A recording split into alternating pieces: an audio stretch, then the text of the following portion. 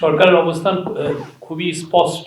আওয়ামী লীগের, আপনি জানেন যে আওয়ামী লীগের টপ লিডারশিপ, আওয়ামী লীগের অনেকেই এই পুরো জুলাই হত্যাকাণ্ডের সাথে জড়িত, আপনি জানেন। এবং কালকে হিউম্যান রাইটস ওয়াচের আপনারা যদি খুব মনোযোগ দিয়ে রিপোর্টটা পড়েন, ওই রিপোর্টের 17তম পাতায় আছে, সেখানে স্পষ্টভাবে তারা লিখেছে যে শেখ হাসিনা নিজেই ডাইরেক্টলি অর্ডার দিয়েছেন এনফোর্স ডিসঅ্যাপিয়ারেন্স, মানে গুমের এবং কিলিংয়ের। তো তারা অফিসারদের সাথে কথা বলেছে, অফিসাররা হিউম্যান রাইটস ওয়াচকে জানিয়েছে। তো যেই পার্টি দেখেন এত বড় একটা হত্যাকাণ্ড হলো বাংলাদেশের ইতিহাসে, একদম আপনার আমার চোখের সামনে দিয়ে বাচ্চা বাচ্চা ছেলে মেয়েদেরকে খুন করা হলো, এবং অনেক কত শত ছেলে চোখের অন্ধ হয়ে গেছে, অনেকে সারা জীবনের জন্য ক্রিপল হয়ে গেছে। তারপরে এদের মধ্যে তো কোনো অনুশোচনা নাই, রিমোর্স নাই, রিগ্রেট নাই।